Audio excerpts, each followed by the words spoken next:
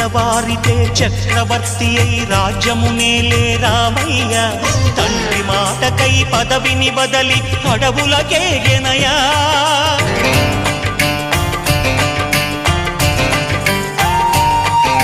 మహిలో జనులను కావగ వచ్చిన మహావిష్ణు అవతారమయ్య ఆలిని రక్కసుడపహరించితే ఆక్రోశించెనయా అసురుని త్రుంచి అమ్మను తెచ్చి అగ్ని పరీక్ష విధించెనయా సాగలి నిందకు సత్యము చాటగ కులసతినే విడనాడెనయ నా రాముని కష్టం లోకంలో ఎవరూ పడలేదయ్యా